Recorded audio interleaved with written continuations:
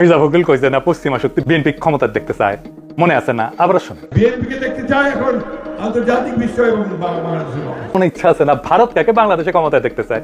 আমি আজ দেখামো ভারত কাক ক্ষমতা দেখতে চায়, কোন ষড়যন্ত্র তত্ত্ব না, একেবারে ফ্যাক্ট দিয়ে দেখাবো ইন্ডিয়া কাক ক্ষমতা দেখতে চায়। তাহলে আমগারে কোনটি দেখা লাগবি? যে দেখা লাগবি ইন্ডিয়া মিডিয়া, ইন্ডিয়ান বুদ্ধিজীবীদের কথায়, ইন্ডিয়ান পলিটিশিয়ানদের কথায়, তাদের ডিপ্লোম্যাটিক ভাষায়, আর দেখা লাগবি আন্তর্জাতিক থিঙ্ক ট্যাঙ্কের নিরপেক্ষ বক্তব্য। আসেন দেখি ইন্ডিয়ান মিডিয়া থিঙ্ক ট্যাঙ্ক কি করছে। ওরা দেখি টিভিএস এর একটা স্টুডিও মোটামুটি সবকিছু একসাথে করার চেষ্টা করেছে তারেক রহমানের দেশে আসা নিয়ে ইন্ডিয়ান মিডিয়ান নিউজগুলো।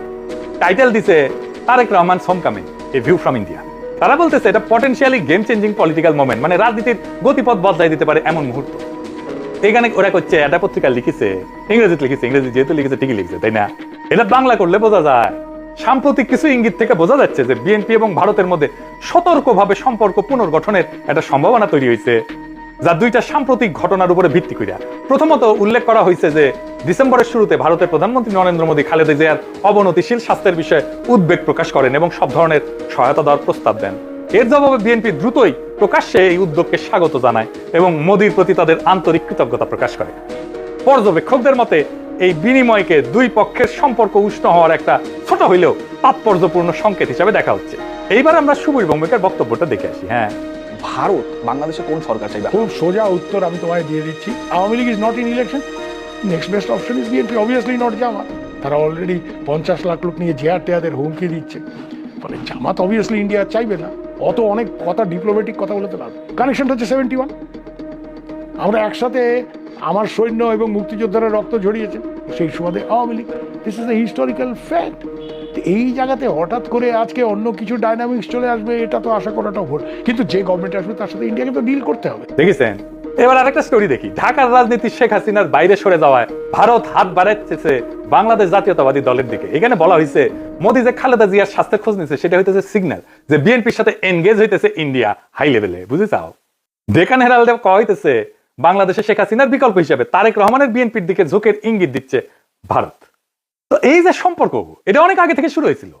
এইটা ইন্ডিয়ান ফরেন মিনিস্ট্রির ব্রিফিং এ একটা প্রশ্ন ওঠে, একজন জার্নালিস্ট এটা প্রশ্ন করে। এইটা প্রথম আলো রিপোর্টেই আসছে। এটা বলতেছে একজন সাংবাদিক প্রশ্ন করেন 2018 সাল থেকে ভারত লন্ডনে অবস্থানরত বিএনপির নেতৃত্বের সঙ্গে যোগাযোগে ছিল এমন প্রতিবেদন বিষয়ে, পাশাপাশি বিএনপির কোন নেতা বাংলাদেশে ফেরার আগে ভারতের ক্লিয়ারেন্স নিয়ে কি কোনো আলোচনা হয়েছিল কিনা এই বিষয়ে প্রশ্ন করে। বিএনপির প্রিয় প্রথম আলোতেই এটা আছে। এটা এমনকি ইন্ডিয়ার ফরেন মিনিস্ট্রির ওয়েবসাইটও আছে। কেন তারেক রহমানের ফেরা ইন্ডিয়ার জন্য খুশির খবর, তারাই লিখেছে। এটা খুব ইন্টারেস্টিং রিপোর্ট করছে ইন্ডিয়ান এক্সপ্রেস। এটা প্রিমিয়াম কন্টেন্ট, মানে আপনাকে টাকা দিয়ে পড়া লাগবে। শিরোনাম হইতেছে দশকের পর দশক প্রতিক্রিয়াশীল নীতির পর ভারতের প্রতি নিজেদের অবস্থান পুনর্নির্ধারণের সুযোগ পেয়েছে বিএনপি। বাবা, মেলা সুযোগ দিছে। তারা কি এই মুহূর্তটি কাজে লাগাতে পারবে? একদম শেষে বলছে ভবিষ্যতে যদি ফেব্রুয়ারি নির্বাচনে বিএনপি জয় হয় তাহলে ভারতের যে বিএনপির সঙ্গে তখন কাজ করতে হইতে পারে সেই বিএনপি নিঃসন্দেহে আগের চেয়ে ভিন্ন হবে এবং সম্ভবত সহযোগিতার ক্ষেত্রেও আরো বেশি অনুকূল এবং গ্রহণযোগ্য হবে। একই সঙ্গে বিএনপিকে সবসময় সচেতন থাকতে হবে আওয়ামী লীগের ক্ষমতায় ফেরার পথ তৈরির প্রচেষ্টা সম্পর্কে। শেষ পর্যন্ত ইতিহাস বলে দেয় যদি বিএনপি 15 বছর ধরে প্রায় গোপন অবস্থায় থেকে নেতৃত্বের একটা বড় অংশ নির্বাসনে বা গৃহবন্দী থাকা সত্ত্বেও আবার জাতীয় রাজনীতির কেন্দ্রমঞ্চে ফিরে আসতে পারে, তবে আওয়ামী লীগও ঠিক তেমনটাই করতে সক্ষম। মানে বলে দিতেছে, মনে রেখো আওয়ামী লীগ আবার ফিরে আসতে পারে। বাংলাদেশের রাজনীতিতে আওয়ামী লীগকে সমঝে ছিল। এরা লিখিচ্ছে এটিও মনে হয় যে বাংলাদেশের রাজনৈতিক শক্তিগুলোর মধ্যে এই দলটি ভারতীয় স্বার্থ এবং উদ্বেগকে সম্মান জানাতে সবচেয়ে বেশি আগ্রহী ও গ্রহণযোগ্য অবস্থানে রয়েছে। অতীতে দলটিকে প্রায় ভারত বিরোধী হিসেবে দেখা হইলেও সাম্প্রতিক সময় তারা নিজেদের অবস্থান সংযত করার উদ্যোগ নিচ্ছে, জামাতে ইসলামের সঙ্গে দূরত্ব সৃষ্টি করছে এবং আওয়ামী লীগ যে ধর্ম নিরপেক্ষ রাজনৈতিক পরিষদটি আগে দখলে রেখেছিল তার একটি অংশ দখলের দিকে অগ্রসর হইতে বুঝছাও। আচ্ছা, এইবার আসেন বাংলাদেশের ভিতরে ইন্ডিয়ান ইন্টারেস্ট কি বলে সেটা দিই। বাংলাদেশে কারা ভারতের স্বার্থ রক্ষাকারী? বাংলাদেশের দুইটা পত্রিকা মূলত ভারতের স্বার্থ রক্ষাকারী, বন্দের আলো আর দিল্লি স্টার।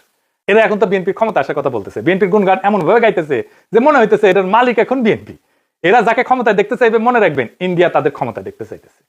আপনারা দেখবেন প্রথম আলো দিল্লি স্টার ক্রমাগত বিএনপির নেতাদের বুদ্ধিজীবীদের লেখা ছাপতেছে। আপনি দেখতে থাকবেন এরপরে শুরু হবে যারা এতদিন আওয়ামী লীগের পক্ষে লিখতো, সোহরাব হোসেন টোহরাব হোসেন ইত্যাদি। মিজানুর রহমান তো মারা গেছে, সে থাকলে আর সেও লেখা শুরু করতো। তারা প্রথম আলোতে বিএনপির পক্ষে লিখতো। তাই প্রথম আলো দিল্লি স্টার ভারতের রাজনৈতিক অবস্থানের এটা লিটমাস টেস্ট। জানো তো লিটমাস টেস্ট এটা কেমিস্ট্রির কথা, ক্ষার আর অম্ল চেনে আর কি। এটা কাগজ দিয়া তাহলে এখন মনে হইতেছে প্রথম আলো দিল্লি স্টার বাংলাদেশে থাকাই উচিত। এত সহজে ইন্ডিয়ার অন্দরমহলের খবর আমরা কিভাবে পাবো? ওদের কাছ থেকে যেটা পাবো সেটাই বুঝে নেবো এটা ইন্ডিয়ান খবর। 25 নিয়া একটা ছবি আঁকছে প্রথম আলো, এর মধ্যে প্রথম আলো ডেইলি স্টারে আগুন নিয়ে তো কান্নাকাটি আছে, কিন্তু সবচেয়ে উজ্জ্বল ছবিটা তারেক রহমানের। উনি ভার্চুয়াল থেকে রিয়েল হইতেছেন আর যাইতেছেন উড়িয়া ভোটের বাক্সের দিকে। পিছে তারেক রহমানের বিড়ালের ছবিও আছে, প্রফেসর ইউনূসের পাশে গরিলা দুর্মুষ পেটা করিচ্ছে, কিন্তু হাসিনার ছবিটা দাদির মতো নির্মল, কত ভালো মানুষ। এই যে প্রথম আলো ডেইলি স্টার, এইটা যে আওয়ামী বাকশালী ইন্ডিয়ান অ্যাসেট, কোনো সন্দেহ আছে এখন? এর মধ্যে খালেদা জিয়ার প্রতি সম্মান জানাইতে ঢাকা এসেছিলেন ইন্ডিয়ার পররাষ্ট্রমন্ত্রী জয়শঙ্কর। সে অন্তর্বর্তীকালীন সরকার এবং বিএনপির কয়েকজন শীর্ষ ব্যক্তির সাথে কথা বলছেন। কি ছিল তার চাওয়া? 1 নাম্বার, দুই দেশের সম্পর্কের মধ্যে যে উত্তেজনা সৃষ্টি হয়েছে তা হ্রাস করতে হবে। 2 নাম্বার, আসন্ন জাতীয় সংসদ নির্বাচনে আওয়ামী লীগকে অংশগ্রহণের সুযোগ দিতে হবে। কি আবদার! 3 নাম্বার, আওয়ামী লীগকে নির্বাচনে অংশগ্রহণের সুযোগ দেওয়ার জন্য প্রয়োজনে 12 ফেব্রুয়ারি নির্ধারিত জাতীয় নির্বাচনের তারিখ পিছাইতে হবে। এইটা প্রফেসর ইউনূস সরকারকে বলে গেছে। তারেক রহমানকে কি বলছে আমি জানি না, তবে অনুমান করি একই বার্তা দিছে। এই বার্তা কার জন্য? এই বার্তা অন্তর্বর্তী সরকারের জন্য এবং তাদের চোখে যারা ভবিষ্যৎ ক্ষমতা তাদের জন্য। তাদের সাথেই কথা বলছে। ভারত বিএনপিকে চায় কারণ বিএনপি আদর্শিকভাবে শক্ত না, কাঠামোগতভাবে দুর্বল। যেই দল 15 বছর টিকে ছিল নির্বাসনে, মামলা হামলা গ্রেপ্তার গুনখুনে, আন্তর্জাতিক সহানুভূতিতে, আমাদের মতো ইন্ডিভিজুয়াল অ্যাক্টিভিস্টদের মরাল সাপোর্টে এবং অ্যাক্টিভিটিতে, সে দল জানে ক্ষমতায় ফেরার জন্য কোথায় নতি স্বীকার করতে হবে। সে তারেক রহমান জানে তার বাবাকে হত্যা করছে ভারত, সে জানে তার মাকে ক্ষমতাচ্যুত করছে ভারত, সে জানে তার নির্যাতন করছে ভারত, মাজা ভেঙে দিছে ভারত, তার মাকে জেলে দিছে, ইন্ডিয়া তিলে তিলে তাকে মৃত্যুর দিকে ঠেলে দিছে। আর এটাও সে জানে সে না পারছে এটা ঠেকাইতে, না পারছে নিজেকে রক্ষা করতে। তাই এই কম্প্রোমাইজ তার শক্তি না, এটাই তার দর কষাকষির পুঁজি।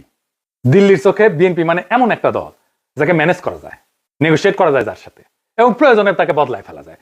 এবং বিএনপিকে ইন্ডিয়া আস্তে আস্তে বদলায় ফেলতেছে, তারে আর একটা আওয়ামী লীগ বানায় ফেলতেছে। আজ দিল্লি যদি বিএনপির দিকে তাকায় তাহলে সেটা ভালোবাসা না, সেটা দিল্লির প্রয়োজন নেই। কাল প্রয়োজন বদলাইলে ইন্ডিয়ান ন্যারেটিভ বদলাবে, ইন্ডিয়ার পার্টনার বদলাবে, ইন্ডিয়ার ভালোবাসাও বদলাবে, মানুষ বদলাবে না।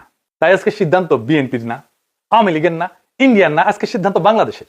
আপনি কি এমন একটা রাষ্ট্র চান যে এইখানে সরকার ঢাকায় কিন্তু সেই সরকারের সার্ভাইভাল দিল্লিতে, নাকি এমন একটা রাষ্ট্র চান যাতে টিকায় রাখতে কারো প্রয়োজন পড়ে না সাহায্যের? এই প্রশ্নের উত্তর না পাওয়া পর্যন্ত বাংলাদেশে কোনো পরিবর্তন হবে না, শুধু ম্যানেজমেন্ট বদলাবে। আগামী নির্বাচনে ম্যানেজমেন্ট বদলানোর নির্বাচন না, এটা আসল পরিবর্তনের নির্বাচন, ইন্ডিয়ার বলয় থেকে বাইর হওয়ার নির্বাচন। সেই নির্বাচনে বিজয়ের লক্ষ্যে আগান।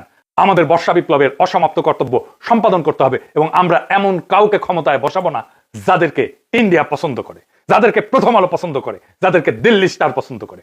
আমরা এমন কাউকে ক্ষমতায় আসবো যারা প্রথম আলো, দিল্লি স্টার, ইন্ডিয়া সবার চোখে চোখ রেখে বাংলাদেশের মানুষের সাথে লড়াই করতে পারবে। ইনকিলাব জিন্দাবাদ।